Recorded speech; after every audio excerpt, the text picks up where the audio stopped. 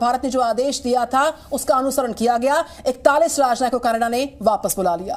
बिल्कुल, और कनाडा को ये करना ही था क्योंकि भारत ने वियना कन्वेंशन के तहत ही ये कार्रवाई उठाई है। भारत ने ये बोला था कि भाई हमारे जो डिप्लोमेट्स हैं कनाडा में वो तो बहुत कम है, हमारे 21 हैं, 20 या 21 हैं, तुम्हारे यहाँ पे 62 बैठे हैं दिल्ली में।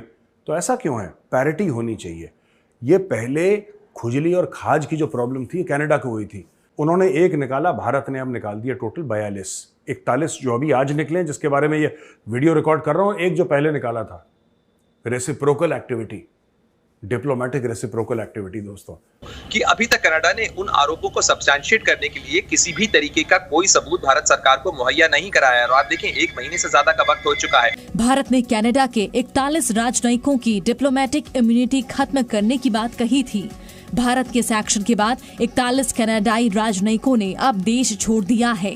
तो अब हुआ ये है कि कनाडा ने अपने 41 डिप्लोमेट्स वापस बुला लिए। इसके ऊपर उन्होंने ये भी कहा है जो उनकी फॉरेन मिनिस्टर है कि जनाब हमारे पर बड़ा दबाव डाला गया, बड़े प्रेशर था वगैरह। अब जब इंडिया ने बोला कि 41 निकालो तो कनाडा ने पता क्या बोला कि हम ठीक है, हम इसकी जवाबी कार्रवाई नहीं करेंगे क्योंकि हम इस मामले को बढ़ाना नहीं चाहते। तो Canada has taken a step back.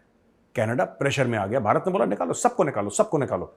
तो फिर कनाडा ने बोला यार ये तो बाजी उल्टी पड़ गई। कनाडा के 40 डिप्लोमेट्स को कहा कि गेट आउट फ्रॉम इंडिया। इतनी बड़ी पावर कनाडा बोल नहीं रहा। क्यों बोले? पूरी कौम जो है वो मोदी के साथ खड़ी है। तो अब हुआ ये है कि कनाडा ने अपने 41 डिप्लोमेट्स वापस बुला लिए। इसके ऊपर उन्होंने ये भी कहा है जो उनकी फॉरेन मिनिस्टर है कि जनाब हमारे पर बड़ा दबाव डाला गया, बड़े प्रेशर था वगैरह वगैरह। लेकिन उसके निकालने की वजह ये थी कि उसके बाद फिर वो कह दिया गया था कि जनाब चले इस वक्त तक तो जो है ये छूट है, ये ज़ाहिर है डिप्लोमेटिक वे में आपके बहुत सारी ऐसी होती हैं जिसमें आप कर सकते हैं, लेकिन फिर उसके बाद एक टाइम लिमिट वो थी कि उसके बाद फिर कुछ भी हो सकता था। हाँ जी, इंडिया कुछ भी कर सकता था। कहता अच्छा तुसी नहीं कड़े, उन्होंने फिर असी कर देने। तो ये जो है सिचुएशन रही। और हुआ ये है कि थर्सडे को कनाडा फॉरेन मिनिस्टर जो हैं उन्होंने ये कंफर्म किया है कि many Canadian diplomats जो हैं and our dependents in India have now left the country। और मुझे हैरानी इस चीज की हुई कि जो डिप्लोमेट्स गए हैं कैनेडियन, उसमें 41 अगर डिप्लोमेट्स गए हैं तो उनके साथ उतने ही उनके डिपेंडेंट्स 41 डिपेंडेंट्स भी थे। अब अगर तो चले फैमिली मेंबर हैं कि जाहिर है फैमिली मेंबर तो बहुत ज्यादा होंगे इससे, वो तो मतलब उनके साथ काम करने वाला स्टाफ को ये गिना गया है। अच्छा, काफी टाइम से चल रहा था जो भारत ने बोला था ना कनाडा को, भारत ने ये बोला था कि भाई हमारे जो डिप्लोमेट्स हैं कनाडा में वो तो बहुत कम है, हमारे 21 हैं, 20 या 21 हैं, तुम्हारे यहाँ पे 62 बैठे हैं दिल्ली में। तो ऐसा क्यों है? पैरिटी होनी चाहिए। ये पहले खुजली और खाज की जो प्रॉब्लम थी कनाडा को हुई थी। निज्जर को मार दिया, हम इसको निकालेंगे, फिर भारत ने उन्होंने एक निकाला, भारत ने अब निकाल दिया टोटल 42। 41 जो अभी आज निकले जिसके बारे में ये वीडियो रिकॉर्ड कर रहा हूँ, एक जो पहले निकाला था।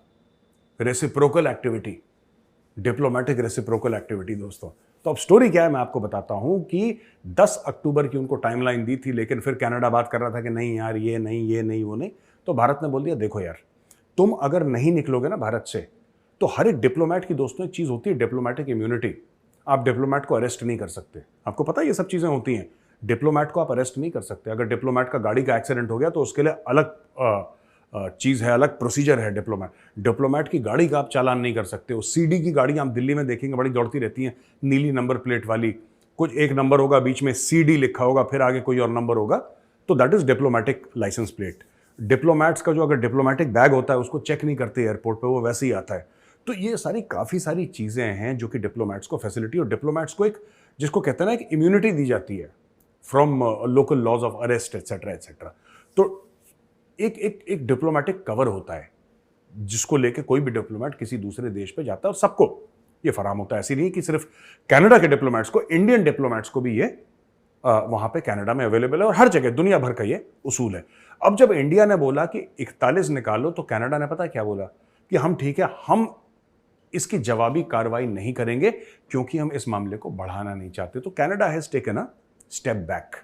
कनाडा प्रेशर में आ गया। भारत ने बोला निकालो, सबको निकालो, सबको निकालो। तो फिर कनाडा ने बोला यार ये तो बाजी उल्टी पड़ गई। अच्छा, मैं एक बात कहना चाहता हूं, जब कनाडा ने भारत का डिप्लोमेट निकाला था ना वहां से, शुरू में जब निज्जर का मामला सामने आया था तो काफी खालिस्तानी बड़े खुश हो रहे थे। खालिस्तानियों में तुम्हें एक बात कहना चाहता हूं, आजकल मैं तुम्हारी क्लास इसलिए नहीं ले रहा क्योंकि लड़ाई चल रही है वहां पे। आजकल मेजर की पाठशाला में जो सिलेबस है वो हमास का चल रहा है आजकल। तो तुम अभी बचे हुए हो, तुम ये मत सोचना ज़्यादा देर बचे रहोगे, हफ्ते 10 दिन में मैं वापस तुम्हारे पास आऊँगा। दोस्तों, जो इजराइल आज झेल रहा है वो भारत ने 1000 साल से झेला है। हमने कश्मीर में झेला, हमने बंगाल में झेला, हमारे जो हिंदू भाई हैं इन्होंने पाकिस्तान में और बांग्लादेश में झेला। मुग़लों ने सदियों तक क्या कुछ किया होगा आपको अंदाज़ा भी नहीं है, लेकिन हमास ने हमें एक झलकी दिखाई है कि तुम्हारे साथ हम लोगों ने क्या कुछ किया था। माँओं को, प्रेग्नेंट माँ जो थी उसके पेट को काटकर बच्चे को बाहर निकाला और उसे मरने के लिए छोड़ दिया, और इनके अंदर इतना भी दर्द नहीं था। बच्चे जो थे, छोटे छोटे बच्चे 1-2 महीने के, उसे उठा कर ले गए। और आज ये सब कुछ होने के बाद जो ये मुस्लिम सारे वर्ल्ड वाले बंदे हैं और संगठन हैं, ये आज हमास को गांधी साबित करने में लगे हैं। उसे देखकर लगता है कि ये लोग कश्मीर में हुए हिंदुओं पर आतंक के नंगे नाच को भी जायज़ कह रहे थे भी और आज भी कह रहे हैं। जो बंगाल में डायरेक्ट एक्शन डे पर हुआ उसे भी ये सही कह रहे हैं। पाकिस्तान में, बांग्लादेश में जो हिंदू थे वो ख़त्म कर दिए गए और उनकी संख्या 12-13% से कम होकर आधे % से भी कम रह गई है। अफ़गानिस्तान के अंदर आपको मालूम है कि हिंदू बिल्कुल साफ़ कर दिए गए, वहाँ पर एक भी शायद बचा नहीं है। वो सब ठीक था इनके लिए और ये उसको जस्टिफाई भी करते हैं, ये सही है। लेकिन आज जो इज़राइल उसका आतंकियों का, इन जानवरों का जो उसको जवाब दे रहा है, उसको ये कहते हैं ये गलत है, ये ह्यूमन राइट्स के खिलाफ़ है। दोस्तों, ये तो हमारी किस्मत अच्छी है कि आज कैमरे का ज़माना है, सोशल मीडिया का ज़माना है, हर चीज़ उजागर होती है कि दूसरे आदमी ने क्या किया। आज कैमरे में, मीडिया में सब कुछ हमारे सामने आ गया कि ये हमास के जो लोग थे, ये हमास नहीं है, ये हवस है। ये लोग, इन्होंने क्या कुछ इजराइल के लोगों के साथ किया है। दोस्तों, कुछ दिन पहले ही भारत के विदेश मंत्रालय से ये बयान आया था कि कनाडा के 41 डिप्लोमेट भारत में ज़्यादा है और उसे 10 अक्टूबर तक का टाइम दिया गया था कि वो भारत को छोड़कर अपने देश में वापस लौट जाए। लेकिन दोस्तों, इस पर कनाडा ने कहा था कि इस पर हम भारत से बात करेंगे, रिश्तों को सुधारेंगे।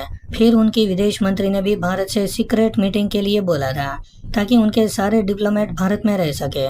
लेकिन भारत इन लोगों के बहकावे में नहीं आया और कहा कि तुमने ये जो शुरुआत की थी उसे खत्म हम करेंगे। और आज फाइनली कनाडा की तरफ से ऑफिशियली बयान आ गया कि हम भारत से अपने 41 डिप्लोमेट को वापस बुला रहे हैं। तो दोस्तों, अंत में कनाडा को भारत की बात माननी पड़ी। दोस्तों, अब देखते हैं कि कनाडा इस पर कोई एक्शन लेता है कि नहीं। लेकिन दोस्तों, आज कनाडा को उसके किए की सजा मिल गई और उसकी चाल उस पर ही उल्टी पड़ गई।